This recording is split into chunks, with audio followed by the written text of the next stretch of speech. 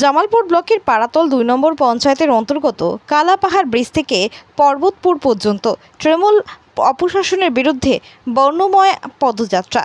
পূর্ব বর্ধমানের জামালপুর ব্লকের পাড়াতল ২ নম্বর পঞ্চায়েতের অন্তর্গত ভারতীয় জনতা পার্টি বিশেষ জামালপুর ৩ নম্বর মণ্ডল সভাপতি অসীম শীলের নেতৃত্বে কালাপাহাড় ব্রিজ থেকে পরবর্তী পর্যন্ত তৃণমূলের দুর্নীতি এবং প্রশাসনের বিরুদ্ধে বিক্ষোভ কর্মসূচি এবং বর্ণময় পদযাত্রার আয়োজন করা হলো ভারতীয় জনতা পার্টির জামালপুর ব্লক বিজেপির পক্ষ থেকে। উপস্থিত ছিলেন কাটোয়া সাংগঠনিক জেলার সভানেত্রী স্মৃতিকণা বসু সহ জেলার পদাধিকারীবৃন্দ। তাদের মূলত দাবি, তৃণমূল যে হারে চাকরি চুরি করেছে এবং জামালপুর ব্লকে যে সমস্ত রাস্তাগুলি খারাপ সেগুলি অবিলম্বে সারাই করতে হবে। আমরা শুনে নেব আজকের এই পাড়াতল ২ নম্বর গ্রাম পঞ্চায়েতের অন্তর্গত কালাপাহাড় ব্রিজ থেকে পর্বতপুর পর্যন্ত বর্ণময় পদযাত্রা নিয়ে ভারতীয় জনতা পার্টি বিজেপি কাটোয়ার সাংগঠনিক জেলার সভানেত্রী স্মৃতিকণা বসু এবং জামালপুর ৩ নম্বর মণ্ডল সভাপতি অসীম শীল মহাশয় কি জানাচ্ছেন। জামালপুরের কালাপাহাড়ের থেকে সুব্রত চক্রবর্তীর রিপোর্ট, বাংলা এমজি নিউজ। আজকে এই যে আপনারা মিছিল করছেন তৃণমূলের বিরুদ্ধে, কি বলবেন? আপনারা জানেন গত কয়েকদিন আগে আপনাদের এই জামালপুরে আপনাদের সোশ্যাল মিডিয়ার মাধ্যমে আমরা জানতে পেরেছি ঠিক দ্বিতীয় শেখ শাহজাহান এখান থেকে পাওয়া গেছে।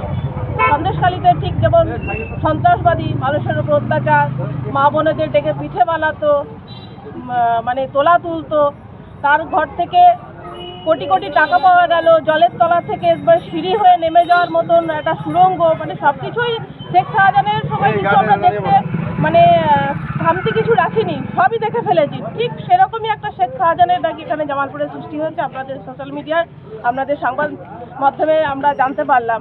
তো এই যে তৃণমূলের এত অপশাসন, এত দুর্নীতি, এই দুর্নীতির বিরুদ্ধে আজকে আমরা রাস্তায় নেমেছি। জামালপুরের ৩ নম্বর মণ্ডলের পক্ষ থেকে আজকে আমরা রাস্তায় নেমেছি। এছাড়াও তৃণমূলের মানে এত অপদার্থতা যে দেশে দেখুন ২৬,০০০ শিক্ষকের চাকরি চলে গেল এই সরকারের মানে জামানায়। সেটাই আমাদের এই কাটোয়া সাংগঠনিক জেলাতে অনেক শিক্ষক আছে যাদের চাকরি চলে গেছে। তো যে যোগ্য শিক্ষকদের চাকরি গেছে অযোগ্যদের জন্য, সেই এই সরকার যোগ্য অযোগ্য পার্থক্য তৈরি করতে পারছে না। এই সরকার মহিলাদের সুরক্ষা দিতে পারছে না। আপনারা দেখছেন যে ডক্টর বোন এই মানে কোথায় কীভাবে নৃশংসভাবে তাকে মারা হলো, ল কলেজের ছাত্রীকে মারা হলো। এই সরকার চারিদিক থেকে ব্যর্থ, সমস্ত দিক থেকে ব্যর্থ। সর্বোপরি রিসেন্ট যেটা হয়েছে সেটা হচ্ছে সমস্ত পঞ্চায়েতে ট্যাক্সের হার বিপুল পরিমাণে বাড়ানো হয়েছে। এতে সাধারণ মানুষেরও অনেক সমস্যার সম্মুখীন হতে হচ্ছে। যারা গরিব মানুষ, যারা খেটে খাওয়া মানুষ, তাদের ট্যাক্স দিতে কষ্ট হয়।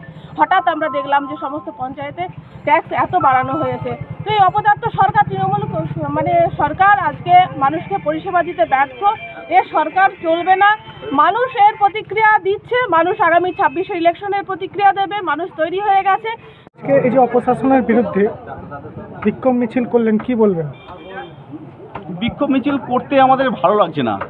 এত আমরা পশ্চিমবাংলার এই অবস্থা এই দেখে সাধারণ মানুষ বিরক্ত হয়ে গেছে।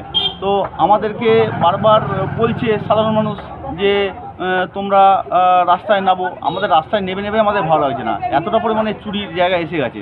এই পশ্চিমবাংলার সরকার এদেরকে না সরালে পশ্চিমবাংলার মানুষ শান্তি পাবে না। সেই জন্য আমরা বারবার মাঠে নামছি। কোথা থেকে কোথা পর্যন্ত এই মিছিলটা করলেন? আমরা কালাপাহাড় থেকে আমরা পর্বতপুর এই স্কুল মোড় পর্যন্ত, বাজার পর্যন্ত আমরা পদযাত্রা করলাম। এর আগেও আমরা অনেকবার করেছি মিছিল। তো এই আর কি বলবেন এই মিছিল নিয়ে, কিছু বলবেন? মিছিল নিয়ে আমরা এটাই বলতে চাই, মানুষ ভালো সাড়া দিচ্ছে। মানুষ আমাদেরকে রাস্তায় ডেকে কথা বলছে এবং মানুষ এটাই বলছে যে এই সরকারকে ২৬শে আমরা সরাবো, আমরা ভোট দেবো, আমাদের পাশে সবাই আছে মানুষ, সাধারণ মানুষ। এটাই আমাদের কাছে বার্তা দিচ্ছে। কে কে উপস্থিত ছিলেন আজকের এই মিছিলে? এখানে আমাদের জেলা সভাপতি এবং জেলার নেতৃত্ব, জেলা সভাপতি আমাদের স্মৃতিকণা বসু মহাশয়। এই সব করে দেন এনার্জি, এই সব করে দেন এনার্জি, মমতা ব্যানার্জি।